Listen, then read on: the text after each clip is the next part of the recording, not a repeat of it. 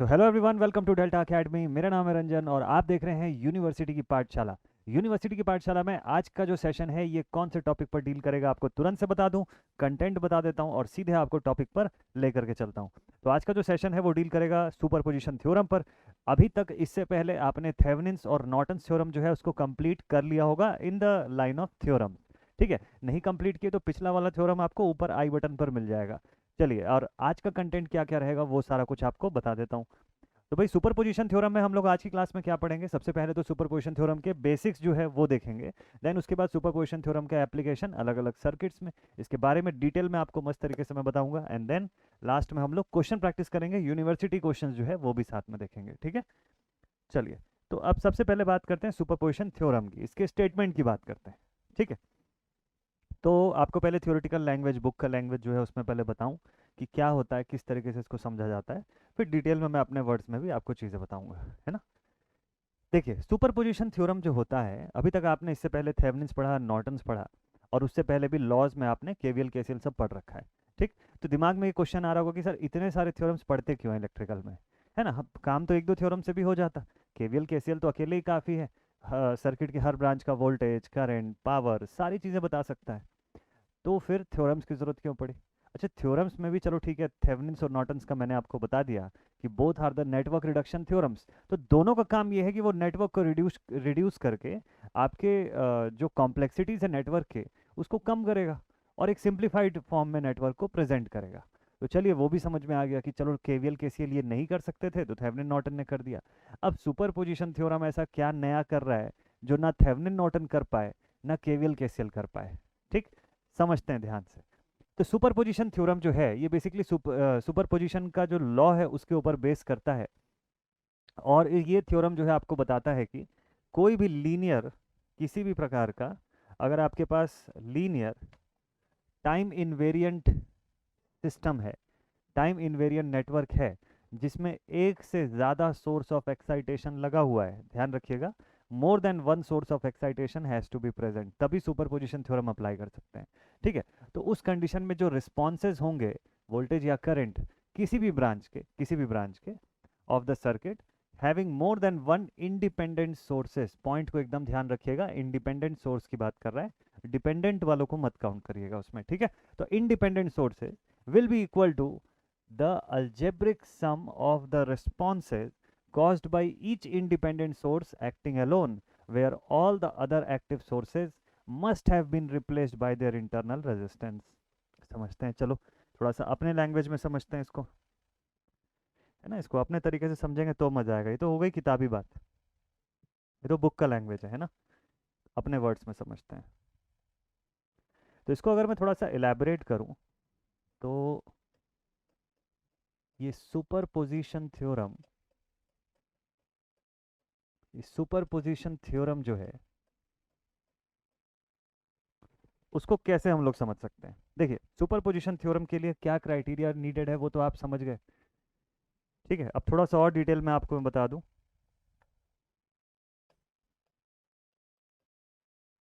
It is based upon the law of superposition.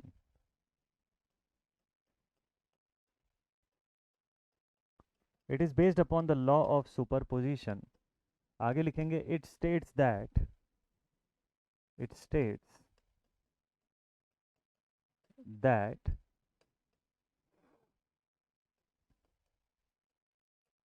in any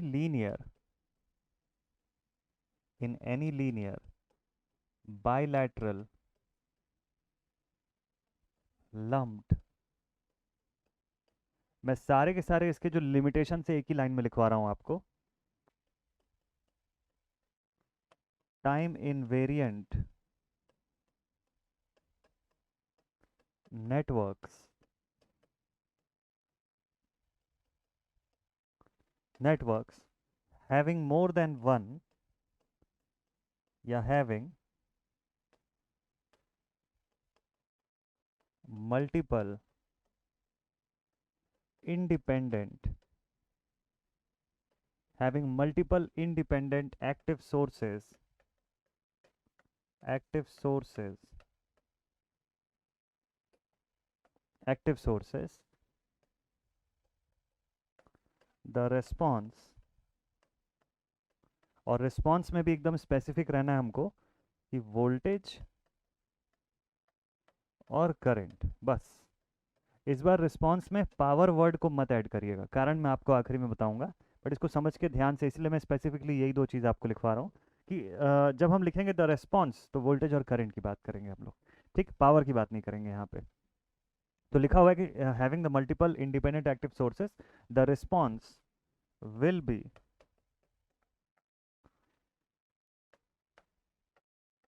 equal to the algebraic sum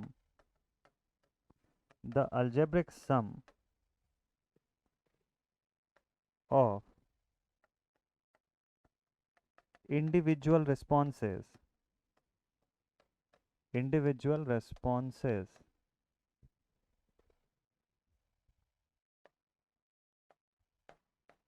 for each source considered at a time while replacing the other active sources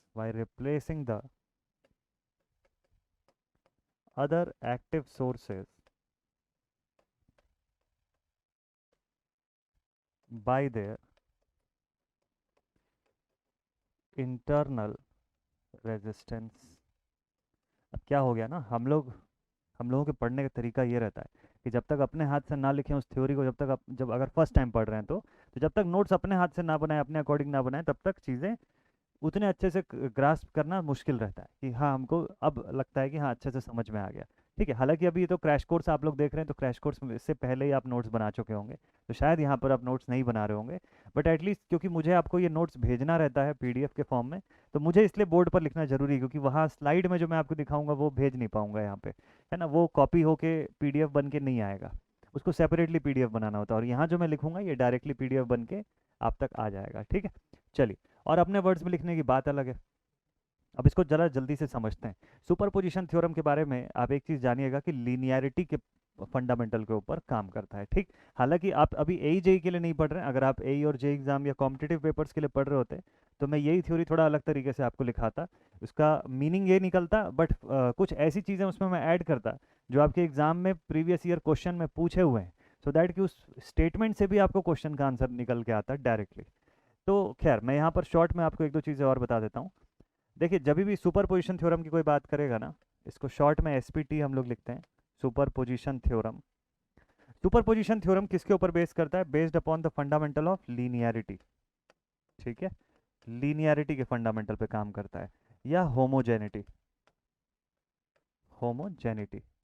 तो आपको याद होगा जब हम elements के बारे में पढ़ रहे थे, वहाँ पर लीनियर एलिमेंट्स के बारे में मैंने आपको बताया था, और जब मैंने आपको लीनियरिटी का फंडामेंटल वहाँ पे बताया था, तो मैंने आपको दो चीज़ें बोली थी कि लीनियरिटी का फंडामेंटल जो है, अगर कोई एलिमेंट या किसी एलिमेंट की वजह से वी आई कैरेक्टरिस्टिक कॉन्स्टेंट आ रहा है, हम बोल रहे हैं कि वो ओम्स लॉ को फॉलो कर रहा है या लीनियर एलिमेंट है, तो बेसिकली वो दो चीज़ों को फॉलो कर रहा होगा, एक होमोजेनिटी और दूसरा एडिटिविटी। ये दो फंडामेंटल को जो फॉलो कर रहा होगा वही लीनियरिटी का फंडामेंटल ओवरऑल फॉलो करेगा, ठीक है। तो लीनियरिटी एंड होमोजेनिटी के फंडामेंटल के ऊपर बेस करता है सुपरपोजिशन थ्योरम। एक और इसकी मैंने आपको बेसिक लिमिटेशन बताई कि there has to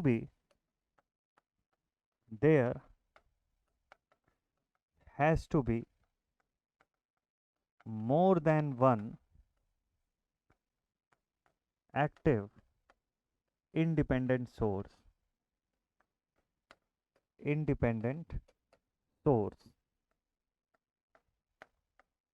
in order to apply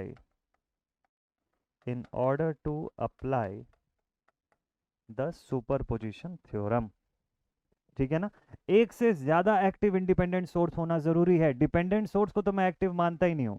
अगर सारे इंडिपेंडेंट सोर्सेज को मैं मिटा दूं सर्किट से, if I leave only and only dependent sources in the circuit, तो ऐसी सर्किट का ना आप वोल्टेज पता बता सकते हैं ना करंट बता सकते हैं। रीजन है कि वो सर्किट उस कंडीशन पर पैसिव की तरह बिहेव करेगा, वो जो सोर्सेज है आपके वो भी पैसिव एलिमेंट की तरह बिहेव करेंगे, और बीइंग पैसिव वो आपको सिर्फ रेजिस्टेंस दे सकते हैं बाहर, वोल्टेज या करंट नहीं दे सकते हैं। तो ये उनकी खासियत है। तो यहाँ पर एसपीटी लगाने के लिए आपके पास जो सर्किट है उसमें एक से ज़्यादा इंडिपेंडेंट एक्टिव सोर्स होना चाहिए, चाहे वोल्टेज सोर्स हो या करंट सोर्स हो, है ना। एक ही वैरायटी के भी दो सोर्स हो सकते हैं, अलग अलग वैरायटी के भी हो सकते हैं। तो both the cases are genuine, दोनों ही केसेस जेन्युइन है। लेकिन अगर एक ही सोर्स होगा तो एसपीटी नहीं लगेगा, वहाँ पे सुपरपोजिशन थ्योरम नहीं लगा सकते। चलिए एक आध क्वेश्चन को स्टडी करते हैं, जरा सर्किट देखते हैं। यहाँ पर एक सर्किट बना हुआ है, ये आप देख रहे हैं, यहाँ पर करंट सोर्स लगी हुई है, ये 4 बना हुआ है यहाँ पर, है ना। 8 ओम्स का रेजिस्टेंस है, 4 ओम का रेजिस्टेंस है, और 6 वोल्ट की पोटेंशियल है। और मान लीजिए आपको यहाँ से वोल्टेज वी की वैल्यू पूछता है, वोल्टेज वी की वैल्यू को पूछता है आपसे कि बताओ यहाँ पे वी की वैल्यू ऊपर प्लस नीचे माइनस के साथ पूछा कि कितनी आएगी यहाँ पर। ठीक है, तो आप इसको फाइंड कर लेंगे। ये वी जो होगा this will be the response of the circuit. अब क्वेश्चन ये है, एक क्वेश्चन मैंने आपको सेशन के स्टार्टिंग में पूछा कि सर थेवेनिन्स थ्योरम और नॉर्टन्स थ्योरम जो इतनी मेहनत करके सर्किट को रिड्यूस कर रहे थे, या केवीएल केसीएल जो इससे पहले पढ़े हुए हैं, वो लोग ऐसा क्या नहीं कर सकते जो सुपरपोजिशन थ्योरम कर सकता है? इसमें ऐसा क्या नया है जो हमको इसको पढ़ना चाहिए, अपार्ट फ्रॉम द फैक्ट कि ये यूनिवर्सिटी के सिलेबस का हिस्सा है, इससे नंबर मिलेंगे। तो ये तो फैक्ट की बात है, ये तो है ही। इसके अलावा इसमें खास क्या है? ठीक है, एज ए इंजीनियर आपको क्यूरियोसिटी भी होगी ना ये जानने की कि इसमें सर ऐसा क्या नया है, क्यों इसको पढ़ रहे, दो थ्योरम से तो काम चल सकता था। ठीक, इसमें खास ये चीज़ है कि अगर मैं आपको बोलूँ इस सर्किट से, ठीक है, इस सर्किट को जरा अलग करते हैं यहाँ से, ये देखिए इस सर्किट को यहाँ पर ले आए।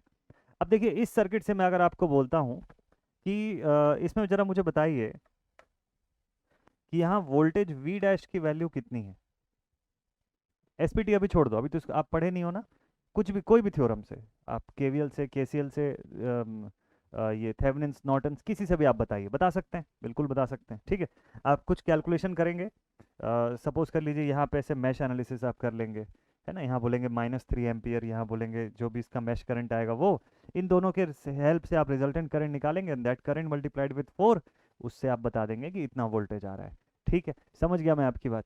तो आपको वोल्टेज वी की वैल्यू कुछ मिल जाएगी, जो भी वैल्यू है एक्स वोल्ट, ये मिल जाएगा ना। ठीक, इस सर्किट में कितने सोर्स लगे हुए हैं?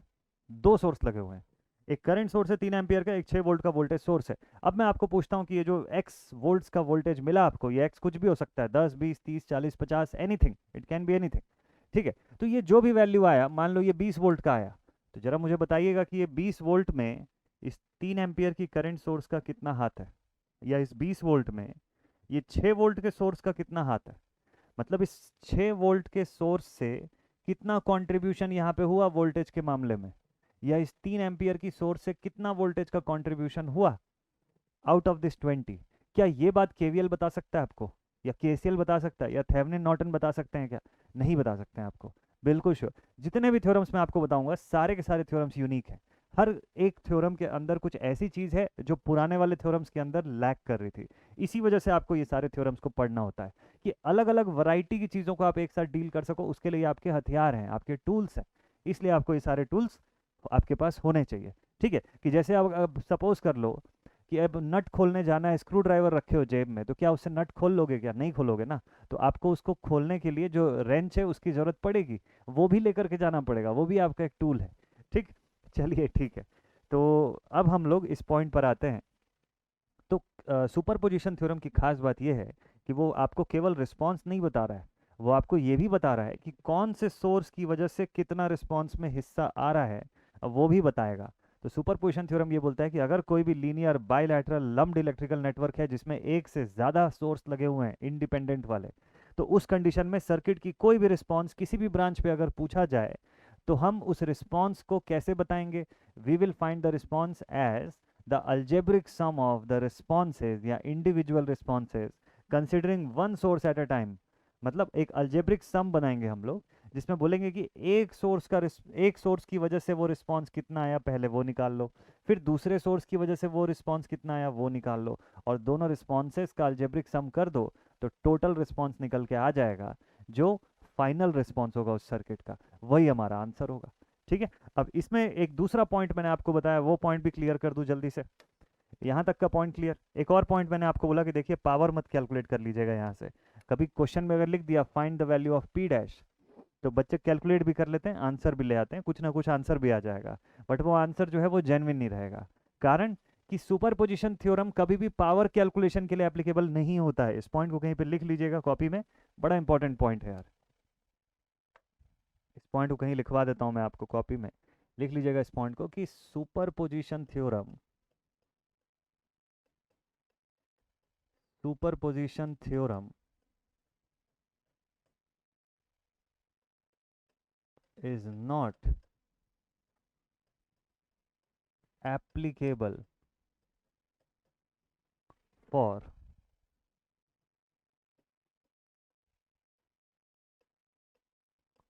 power calculations, for power calculations. ये बात ध्यान रखिएगा। कारण क्या है, पावर जो है वो लीनियरिटी शो ही नहीं करता है वी आई के केस में। देखिए power is equals to V square by R लिखता हूं मैं, power is equals to I square into R लिखूंगा। ठीक है, तो इन दोनों ही कंडीशंस पे आप देखिए कि पावर जो है या तो वोल्टेज के स्क्वायर वैल्यू के साथ प्रोपोर्शनल है या करंट के स्क्वायर वैल्यू के साथ प्रोपोर्शनल है। तो आपके माइंड में तीसरा फॉर्मूला आएगा, आप बोलेंगे sir power is equals to V I भी तो होता है। ठीक, power is equals to V और आई में भाई रेजिस्टेंस का फंडामेंटल भी आप बताओगे ना, पावर डिसिपेशन अगर बताओगे तो कहीं ना कहीं डिसिपेट करने वाला एलिमेंट भी होगा, तो रेजिस्टेंस के फॉर्म में लिख दीजिए इसी पार्ट को। तो आप कैसे भी चेंज करिए, चाहे वोल्टेज को करंट के फॉर्म में चेंज करिए या करंट को वोल्टेज के फॉर्म में, या आप ऐसा लिख दीजिए कि V is equals to I into R multiplied with I, या फिर आप ऐसा लिख दीजिए power is equals to V into I की जगह पे लिख दीजिए V बाई आर। बताइए दोनों चीज को सॉल्व करेंगे तो यही दोनों डेटा आएगा कि नहीं आएगा, और फिर आपको पावर जो है वो स्क्वायर वैल्यू के प्रोपोर्शन पर दिखाई देगा इनके, चाहे वोल्टेज हो चाहे करंट हो। तो कभी भी वो डायरेक्ट प्रोपोर्शन पर नहीं दिख रहा है, कभी भी आपको ये लीनियरिटी का केस नहीं देगा, हमेशा उसकी स्क्वायर वैल्यू के चेंज पर पावर की वैल्यू में चेंज आएगा। तो मतलब जब वोल्टेज का स्क्वायर के फॉर्म में चेंज होगा, तो अगर वोल्टेज 2 है, इसका चेंज जो है वो 4 बना देगा इसको, तब पावर में 1 का चेंज आएगा। तो इस रेशियो पर चेंज, तो लीनियरिटी कहाँ से हुई यहाँ पर? तो पावर के केस में लीनियरिटी का फंडामेंटल नहीं काम कर रहा है, इसी वजह से ये जो आपका थ्योरम है ये भी पावर कैलकुलेशन के लिए एलिजिबल नहीं होता है। हालांकि इसके भी कुछ तरीके होते हैं, पावर का आप इसमें कैलकुलेशन करते हो, लेकिन कभी भी डायरेक्टली पावर कैलकुलेशन जो है वो इसमें सूटेबल नहीं होता है, इसमें प्रेफर्ड भी नहीं रहता है। ठीक है, चलिए तो सुपरपोजिशन थ्योरम के बारे में इतना चीज़ तो हम समझ गए। अब आपको क्वेश्चन में बोलता है कि आपको एक बार में एक सोर्स का रिस्पॉन्स लेना है, और ऐसा जितने भी सोर्सेज हैं उतनी बार करना है, और फिर जितने भी रिस्पॉन्सेज होंगे सबका अलजेब्रिक सम, यानी किसी समय रिस्पॉन्स पॉजिटिव आया तो उसको पॉजिटिव ही लिखिएगा, किसी समय रिस्पॉन्स नेगेटिव आ गया तो you will have to write it negative only, और तब वैसा आप इसका अलजेब्रिक सम करिए। चलिए इसी क्वेश्चन को देखें जरा, इसी क्वेश्चन को थोड़ा सा देखते हैं कि रिस्पॉन्सेज के फॉर्म में कैसा होगा ये। तो ये मैंने इस सर्किट को ले आया। ठीक, मुझे क्वेश्चन में क्या बोला है, मुझे इस क्वेश्चन में यहाँ पर V की वैल्यू फाइंड करनी है प्लस माइनस। ठीक, इस क्वेश्चन को सॉल्व करेंगे हम लोग। तो चलिए आप लोग सबसे पहले देख के बताइए कि कितने सोर्सेज दिखते हैं यहाँ पर। तो आप बोलेंगे सर यहाँ पे 2 सोर्स दिखते हैं, मतलब कितनी बार रिस्पॉन्स निकालना पड़ेगा, 2 बार रिस्पॉन्स निकालना पड़ेगा। यही V 2 बार कैलकुलेट होगा, एक बार जब 6 वोल्ट का सोर्स अकेले काम करेगा और 3 एम्पियर का हट जाएगा तब, और दूसरी बार जब ये 3 एम्पियर का सोर्स अकेले वर्क करेगा और 6 वोल्ट का सोर्स जो है वो रिमूव हो जाएगा। जब मैं ये वर्ड यूज़ करता हूँ रिमूव हो जाएगा, तो मेरे बोलने का मतलब ये है कि जो दूसरा वाला सोर्स है या बाकी बचे जितने भी सोर्स हैं इस हमारे मेन सोर्स को छोड़ के, उन सभी को उनकी इंटरनल इम्पिडेंस से रिप्लेस करना है या इंटरनल रेजिस्टेंस से रिप्लेस करना है। तो अगर वोल्टेज सोर्स है तो शॉर्ट सर्किट कर दोगे उस ब्रांच को और करंट सोर्स को रहने दोगे। मान लीजिए करंट सोर्स को आप हटाना चाहते हो और इसको यूज़ कर रहे हो, आप ये मान रहे हो कि अच्छा सर्किट में एक बार में एक ही सोर्स का काम करना ज़रूरी है, बाकी सबको हटाना है। तो मान लो 6 वोल्ट का सोर्स काम करेगा, उस कंडीशन में ये ओपन सर्किट हो जाएगा। ठीक, तो मेरे पास इस बार कितने रिस्पॉन्सेज आएंगे, 2 रिस्पॉन्सेज आएंगे। कैसे? चलिए एक बार सबसे फर्स्ट केस में मैं क्या कंसिडर करूंगा, तो भाई मैं कंसिडर करूंगा कि मैं एक बार 6 वोल्ट का सोर्स रखने वाला हूँ। ठीक है, और इधर दूसरी जगह मैं कंसिडर कर लेता हूँ कि now I will be taking the 3 ampere source. अब आपको सर्किट दिखाऊं कैसी बन जाएगी, यही सर्किट ट्रांसफॉर्म होके, चलिए ध्यान से देखिएगा। ठीक है, ध्यान से देखिएगा। सबसे पहले आ गया मेरा ये 3 एम्पियर का सोर्स। तो 3 एम्पियर के सोर्स का सीन देख लीजिए, जब ये 3 एम्पियर का सोर्स काम कर रहा है तो वोल्टेज सोर्स का क्या होगा, यहाँ से यहाँ तक शॉर्ट सर्किट हो जाएगा। जब ये 3 एम्पियर का सोर्स काम करेगा तो वोल्टेज सोर्स को मुझे क्या दिखाना पड़ेगा, as a short circuited branch. अब इसके बाद मैं कैलकुलेट करूंगा कि भाई प्लस माइनस V की वैल्यू कितनी आ रही है। ये जो भी V आएगा किसकी वजह से आएगा, जब 3 एम्पियर्स का सोर्स अकेले काम कर रहा है तब कितना वोल्टेज होगा, यानी कि इस सोर्स का कंट्रीब्यूशन दिखेगा मुझको यहाँ पे। चलिए दूसरा केस आपको दिखाता हूँ वो कैसा होगा। अब सेकंड वाले केस पे आते हैं।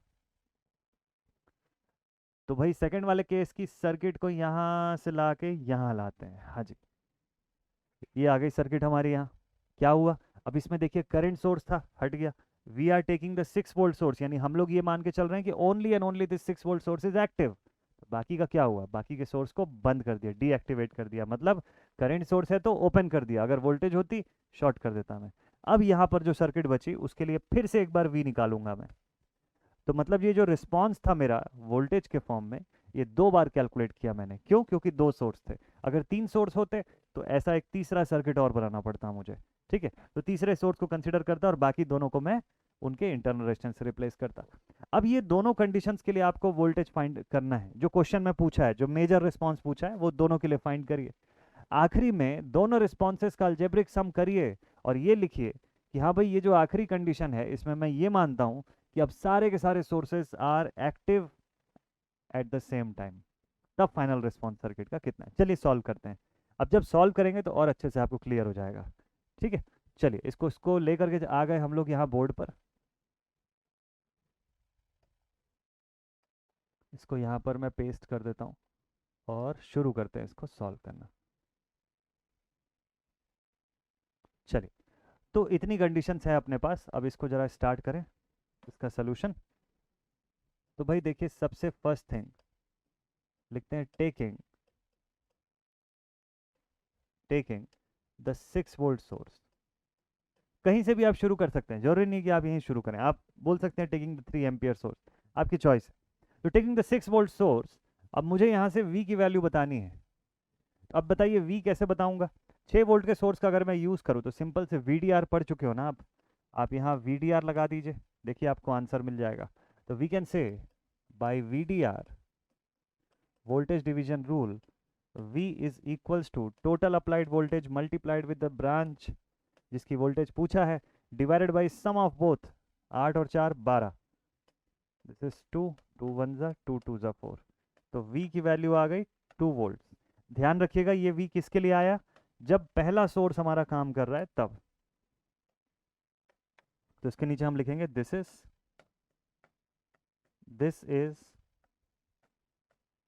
Due to the 6 volt source, the 6 volt source acting alone. ठीक है, जब 6 वोल्ट का सोर्स अकेला काम कर रहा है तब यहाँ पर इस एंड पर जो रिस्पांस भेज रहा है वो 2 वोल्ट का भेज रहा है। चलिए अब अगली सोर्स की तरफ आते हैं हम लोग। अब यहाँ पर देखते हैं हम लोग। ठीक है, नाउ अब लिखेंगे इसके ऊपर, now taking the 3 ampere source. अब 3 एम्पियर के सोर्स का यूज करते हैं जरा। तो ये 3 एम्पियर का सोर्स जो है, अब ये भी कुछ रिस्पांस भेज रहा है, ब्रांच यहाँ से क्लोज्ड है। अब आपको देखना है कि यहाँ का वोल्टेज कितना होगा। मैं इसको CDR से सॉल्व करने वाला हूँ। ध्यान से देखिएगा, CDR के हेल्प से मैं यहाँ का करंट बताऊंगा आपको, और ये करंट मल्टीप्लाइड विथ 4 करूंगा तो वोल्टेज मिल जाएगा, डायरेक्शन भी एकदम सही रहेगा। ठीक है, तो मैं लिखता हूँ by CDR by the current division rule, I dash जो है वो हो जाएगा टोटल करंट मल्टीप्लाइड, देखिए टोटल करंट है, मल्टीप्लाइड विथ सामने वाला ब्रांच का रेजिस्टेंस 8 अपॉन दोनों ब्रांच के रेजिस्टेंसेस का सम 12। 3 4 जा 12 और 4 2 जा 8, this is equal to 2 amperes. So now V की वैल्यू हो जाएगी 2 into 4, that is equal to 8 volt. तो फाइनल एक और V आ गया आपके पास, कितने का, 8 वोल्ट का। ये एक और रिस्पॉन्स आया। ये रिस्पॉन्स किसकी वजह से आया, जब 3 एम्पियर का सोर्स अकेला काम कर रहा है। तो दिस इज ड्यू टू, इसमें फिर से मैं लिखूंगा, this is due to the 3 ampere source acting alone. अब एक चीज और समझिएगा, क्या जरूरी है क्या कि CDR VDR से सॉल्व होगा, नहीं। कभी कभी बड़ी सर्किट रहेगी, आपको KVL KCL लगाना पड़ सकता है यहाँ पर। तो CDR VDR KVL KCL Ohm's law, ये पांचों में से किसी से भी सॉल्व कर सकते हैं, आपकी चॉइस है। कुछ भी अप्लाई करके आपको सिंप्लीफाई करके बताना है। ठीक है, अब देखिए मेरे पास V की वैल्यू 2 है, वहां पर 8 वोल्ट है और यहाँ पर 2 वोल्ट है। अब बताइए V फाइनल कितना निकल के आएगा यहाँ से। तो टोटल वोल्टेज यहाँ पे लिखता हूँ एक लाइन में, यहाँ ध्यान से देखिएगा, फाइनल में आप लिखेंगे नाउ द टोटल वोल्टेज या total response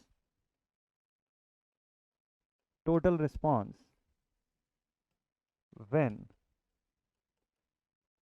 both the sources are active, both the sources are active, दोनों ही सोर्स जब एक्टिव हो जाएंगे तो टोटल रिस्पॉन्स कितना आएगा? So this is V final या V total is equals to V1 plus V2, that is equals to 2 plus 8 which is equals to 10 volts. ये आ गया मेरा वी टोटल इस क्वेश्चन का, और ये हमारे सवाल का फाइनल आंसर है। बोलिए सबको समझ में आया? स्टेप बाय स्टेप ऐसे बना करके यूनिवर्सिटी एग्जाम में आपको शो करना होगा, तब आपको स्टेप मार्किंग मिलता है इसमें। सुपरपोजिशन थ्योरम जो होता है it is one of the most easiest theorem.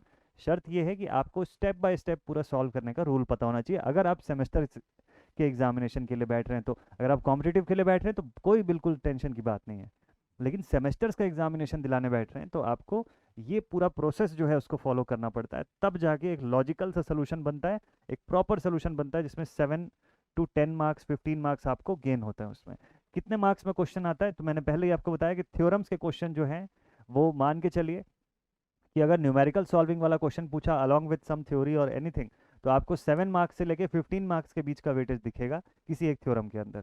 आपको मैं यूनिवर्सिटी एग्जाम का पेपर भी दिखाऊंगा और साथ साथ मैं आपको कुछ प्रैक्टिस क्वेश्चन करवाता हूँ, ठीक है? तो ये तो सुपरपोजिशन थ्योरम था, इसका एक एग्जाम्पल क्वेश्चन हम लोगों ने बनाया। चलिए आपको एक प्रैक्टिस क्वेश्चन दिखाता हूँ यहाँ का। ये प्रैक्टिस सवाल है, लिखा हुआ है using the superposition theorem find the voltage V naught in the circuit shown below. यहाँ पर वोल्टेज वी नॉट की वैल्यू देखिए, यहाँ पर प्लस है और इधर माइनस साइन है, वी नॉट की वैल्यू आपको फाइंड करने बोला है। चलिए इस क्वेश्चन को और सॉल्व करवाता हूँ आपको। इस सवाल को भी बोर्ड पर लेके जाते हैं, ये भी सब अलग अलग यूनिवर्सिटीज़ के क्वेश्चंस रहते हैं, डिफरेंट डिफरेंट यूनिवर्सिटीज़ के ऐसे प्रैक्टिस क्वेश्चन जो हैं वो अवेलेबल रहते हैं, ठीक है? इन सबको आप बनाते जाइए, आपका कॉन्फिडेंस भी गेन होगा और आपकी प्रैक्टिस अच्छी रहेगी, तो फिर आपको एग्जामिनेशन में बहुत ज़्यादा सोचना नहीं पड़ेगा या मेमोराइज नहीं करना पड़ेगा कि ये कैसे बनता था, इसमें क्या होता था, ऐसी वाली कोई नौबत नहीं आएगी, ठीक है? चलिए इसका सोल्यूशन देखते जाइएगा आप लोग। अगर पिछला वाला नोट कर लिया, इसको नोट करने की जरूरत नहीं है, इसको आप खुद से सॉल्व करिएगा। फिलहाल अभी सिर्फ देखिए, लिखिए मत, ठीक है? बाद में मैं सॉल्व कर लूँगा, ये वीडियो देखने के बाद आखिरी में आप अपने आप से बैठ के सॉल्व करिएगा इस सवाल को लेकर, मत देखिएगा सोल्यूशन को, ठीक है? चलिए स्टार्ट करते हैं। तो यहाँ पर लिखा हुआ है सुपरपोजिशन थ्योरम का यूज़ करना है, will have to find the voltage V naught in the circuit shown below. Number of sources कितने हैं मेरे पास? दो, दोनों के दोनों एक्टिव इंडिपेंडेंट सोर्स हैं, तो मतलब सर्किट जो है वो एलिजिबल है एसपीटी अप्लाई किए जाने के लिए। अब इस सर्किट को मैं रीड्रॉ करता हूँ यहाँ पे, क्योंकि मुझे इसमें कुछ मॉडिफिकेशंस करने हैं, तो इस सर्किट को मैं एक बार तो दोबारा बनाऊंगा, फिर इसमें मैं मॉडिफिकेशन करूंगा, ठीक है? चलिए देखते हैं। तो यहाँ पर मेरे पास एक करंट सोर्स है और इधर दूसरी तरफ यहाँ पर एक वोल्टेज सोर्स है, ठीक है? यहाँ पर 5 ओम का रेजिस्टेंस, यहाँ 3 ओम का रेजिस्टेंस, यहाँ पर 2 ओम का resistance, this is 2 ohm resistance. यहीं पर हमको वी नॉट की वैल्यू कैलकुलेट करने बोला है, ठीक है? जितने बच्चों को अभी सॉल्विंग वाले पार्ट में डाउट होगा वो अभी नोट मत करिएगा, सिर्फ देखते जाइए बस इसको। दिस इज 10 वोल्ट्स, ये हमारा 5 ओम का सेगमेंट है और यहाँ पर बोलता है 3 ओम का रेजिस्टेंस है। समझ आ रहा है ना सभी को प्रॉपर अच्छे तरीके से? अब करना क्या है, स्ट्रैटेजी बन गई माइंड में।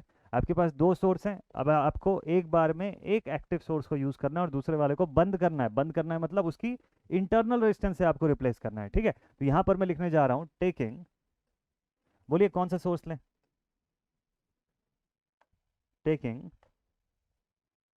4 एम्पियर सोर्स से शुरू करें क्या? चलो ठीक है, 4 एम्पियर सोर्स।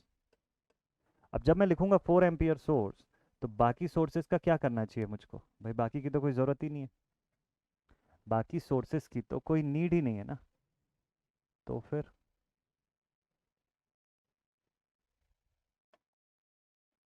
फिर बाकी सोर्सेज को मैं रिप्लेस कर दूंगा बाय देयर इंटरनल। अच्छा पूरा ही कॉपी हो गया क्या?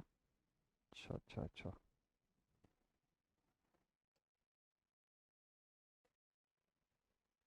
चलो ठीक है, देखते हैं देखते हैं इसमें से कितना हटाया जा सकता है और कितना रखा जा सकता है। अच्छा कुछ भी नहीं हटेगा ना, ये एज अ पिक्चर कॉपी हो गया है, ठीक है ठीक है ठीक है। चलिए कोई बात नहीं, इसको थोड़ा सा मुझे फिर से बनाना होगा। हम्म, चलिए ठीक है। जब मैं 4 एम्पियर सोर्स को रखने वाला हूँ, तो मैं यहाँ से क्या करूँगा कि एक बार इसको ड्रॉ करूँगा और केवल और केवल 4 एम्पियर का सोर्स दिखेगा। ये जो 10 वोल्ट का सोर्स है क्या हो जाएगा, इट विल बी शॉर्टेड। ठीक है, चलो कोई नहीं, जल्दी से बना देता हूँ मैं। तो फटाफट से इसको ड्रॉ कर देते हैं। यहाँ से यहाँ तक ये आ गया मेरा 4 एम्पियर का सोर्स, करंट की डायरेक्शन अपवर्ड्स, और यहाँ रेजिस्टेंस है जहाँ रिस्पॉन्स चाहिए हमको, ये 5, और दूसरा हिस्सा शॉर्टेड। ठीक, चलिए देखते हैं। This is 3, this portion is 5। यहाँ जो वोल्टेज सोर्स था इसको आपने क्या कर दिया, शॉर्ट कर दिया, और इसके बाद यहाँ पर 2 ohm plus minus V naught, यही है 4 एम्पियर। चलिए अब सॉल्व करते हैं। तो फॉर वी नॉट आप देखिए यहाँ का पोर्शन तो शॉर्टेड है ना, मतलब इस तरफ 5 ओम का रेजिस्टेंस है, और इधर 3 + 2 5 यहाँ पर भी है। तो अगर मैं लॉजिकली सोचूं, CDR भी लगाने की ज़रूरत नहीं है, मैं सोचूं कि यहाँ से अगर 4 एम्पियर की करंट निकलती है तो वो दोनों तरफ इक्वली डिवाइड होगी, because both the parallel branches are having same value resistance. इधर भी 5 ओम का रेजिस्टेंस है और इस तरफ भी दोनों के सम पे 5 ही है। तो अगर मैं करंट का डिस्ट्रीब्यूशन देख लूँ यहाँ से, तो मुझे दिखेगा यहाँ 2 एम्पियर जा रही है और इधर भी 2 एम्पियर की करंट जा रही है, इक्वली डिस्ट्रीब्यूट हो रही है। और अगर 2 एम्पियर की करंट जा रही है इस 2 ओम के रेजिस्टेंस से, तो बताइए इसके अक्रॉस वोल्टेज कितना होगा, 4 वोल्ट्स का होगा। तो मुझे तो कुछ कैलकुलेट करना ही नहीं पड़ा, मैंने सीधे सीधे लिख दिया यहाँ पे V naught is equals to 4 volts. ठीक है, वी नॉट की वैल्यू कितनी आ गई, 4 वोल्ट्स। कभी कभी हर क्वेश्चन में ऐसा नहीं होगा, कभी क्वेश्चन में आपको KVL KCL भी लगाना पड़ेगा। तो वी नॉट की वैल्यू 4 वोल्ट आ गई when 4 ampere source is active. जब 4 एम्पियर का सोर्स एक्टिव था तो ये हुआ। ठीक है, चलिए अब सेकंड केस पर आते हैं। अब सेकंड केस ये बोलता है हमको, है ना, सेकंड वाला जो केस है इसके हिसाब से ये समझ में आता है कि अब अगली बार आपको 10 वोल्ट के सोर्स को एक्टिव रखना है। ठीक है, नेक्स्ट टाइम आपको इस 10 वोल्ट के सोर्स को एक्टिवेट करना है। तो चलिए इस 10 वोल्ट के सोर्स को लाते हैं यहाँ। तो यहाँ पर मैं एक काम करता हूँ, जल्दी से 10 वोल्ट का सोर्स जो है इसको ड्रॉ कर देता हूँ इस जगह पर। ठीक है, मीनवाइल जो करंट सोर्सेस का क्या करना है, रिप्लेस करना है ना, इसको इसको रिप्लेस कर देते हैं बाय इट्स इंटरनल इम्पीडेंस। तो करंट सोर्स है तो इंटरनल इम्पीडेंस क्या हो जाएगी इसकी, इनफाइनाइट हो जाएगी, मतलब ओपन सर्किट छोड़ना पड़ेगा आपको इसको। 10 वोल्ट की पोलैरिटी ऐसे ही है, लाइक दिस, इनको आप ओपन छोड़ दीजिए ऐसे। अब बताइए कि यहाँ से कितना वी नॉट बनाएगा। तो भाई मुझे लगता है कि इसमें भी कोई KVL KCL ज़्यादा नहीं लगाना पड़ेगा, एकदम डायरेक्टली मिल जाएगा आपको। इस बार ये 2 एम्पियर वगैरह की नीड नहीं है। एक रेजिस्टेंस की वैल्यू जो है वो साथ नहीं आई है ना, उसकी ट्रेन छूट गई, तो इसको हम लोग वापस ले आते हैं 3 ओम। हाँ जी, तो अब वी नॉट कैलकुलेट करना है, यहाँ प्लस यहाँ माइनस। कैसे फाइंड करें, देखिए पूरे के अंदर का जो रेजिस्टेंस है वो टोटल देखिए कितना है, करंट पता करते हैं अभी हम लोग। ठीक है, तो 5 एंड 5 10, टोटल 10 ओम का रेजिस्टेंस। देखिए यहाँ पर R इक्विवेलेंट कितना है आपके पास, 10 ओम है, और वोल्टेज कितना है V टोटल, ये भी 10 वोल्ट है। तो बोलिए करंट I कितनी आएगी यहाँ से, 1 एम्पियर आएगी। ठीक, अब जब 1 एम्पियर की करंट यहाँ से आ रही है, इस डायरेक्शन को भूल जाइए थोड़ी देर के लिए, ये डायरेक्शन पिछले पार्ट में था। हाँ जी, अभी 1 एम्पियर की करंट की डायरेक्शन तो ऐसी ही होगी ना, क्योंकि यही सोर्स है। तो अगर ये सोर्स इस डायरेक्शन में सप्लाई कर रहा है, तो ये करंट जहाँ से एंटर कर रही है, इसकी एंटरिंग पॉइंट पॉजिटिव पे है और लीविंग पॉइंट नेगेटिव पे है, मतलब हमारा साइन भी रीस्टोर्ड है, कोई फर्क नहीं पड़ा उसमें। ठीक, अब ये 1 एम्पियर की करंट जब 2 ओम के रेजिस्टेंस से जाएगी तो बोलिए वोल्टेज कितना बनाएगी। So therefore voltage V naught is equals to 2 volt. अब आप श्योर हो चुके होंगे कि वी नॉट की 2 वैल्यू आ गई। इसके नीचे भी मैं लिख देता हूँ कि when 10 volt source is acting individually, when the 10 volt source is acting individually। Video को थोड़ा सा स्पीड से देखिएगा, 1.5x के आसपास कम से कम देखिएगा, है ना, तो थोड़ा सा आपको फटाफट भी कंटेंट मिलता चला जाएगा। और मैं थोड़ा नॉर्मली स्पीड पे बोल रहा हूँ, तो आपको नॉर्मल स्पीड पे देखने में थोड़ा सा बोरिंग लग जाएगा नहीं तो। ठीक है, जिनसे बन रहा है क्वेश्चन, जिनसे नहीं बन रहा है वो तो नॉर्मल स्पीड पे ही देखिएगा, जिनसे सवाल बन रहा है स्पीड थोड़ा सा इंक्रीज करके देखिए इस वीडियो को, तो समय भी आपका बचेगा और आप फटाफट से पूरा कंटेंट भी कवर कर लेंगे, कुछ छूटेगा नहीं। ठीक है, तो वी नॉट की 2 वैल्यूज है हमारे पास यहाँ पर, एक वैल्यू है 2 वोल्ट और दूसरी वैल्यू है 4 वोल्ट। तो फाइनल वी नॉट बता सकते हैं, बिल्कुल सही, बिल्कुल बता सकते हैं। So therefore V naught total is equals to 2 plus 4, that is equals to 6 volts, and this is the answer of this question. आपका सवाल कंप्लीट हो गया। बताइए कितने लोगों को सुपरपोजिशन थ्योरम टफ लगा? अगर टफ लगा तो फिर से देखिए वीडियो को वापस से। इजी है सुपरपोजिशन थ्योरम, इवन थेवेनिन्स की तुलना करोगे अगर, मतलब थेवेनिन से अगर इसकी कंपैरिजन करोगे तो और ज़्यादा आसान लगेगा आपको यार। एसपीटी बहुत आसान सा थ्योरम है। इवन जब कॉम्पिटिटिव के पॉइंट ऑफ व्यू से, अभी कुछ दिन में कॉम्पिटिटिव के लिए एसएससी जेई वालों के लिए अभी बेसिक इलेक्ट्रिकल में स्टार्ट करूंगा, उसमें देखिएगा कितना क्विक क्विक सोल्यूशन जो है वो लेकर के आएंगे हम लोग एसपीटी का। तुरंत तुरंत सवाल को सॉल्व, ऐसे सब क्वेश्चन जो है ना, इसके लिए कॉपी पेन उठाने की जरूरत नहीं पड़ेगी आपको, तुरंत के तुरंत आप सॉल्व करेंगे ऐसे क्वेश्चन को। ठीक है, लेकिन यूनिवर्सिटी में चूंकि स्टेप मार्किंग होती है, इसीलिए इंपॉर्टेंट है कि मैं सारा का सारा एक स्टेप जो है आपको डिटेल में बताता चल रहा हूँ कि आप, क्योंकि अब आप पेपर बनाएंगे तो इसी तरीके से आपको लिख करके आना है। तो ऐसा अगर लिख करके आना है, प्रॉपर स्टेटमेंट्स लिखना है आपको, इसके साथ नया सर्किट डायग्राम ड्रॉ करना है, उसमें करंट की डायरेक्शन शो करना है, तब कहीं जाके आपको वो 7 नंबर या 10 नंबर जो पूरे हैं वो पूरे के पूरे मिलेंगे। क्लियर?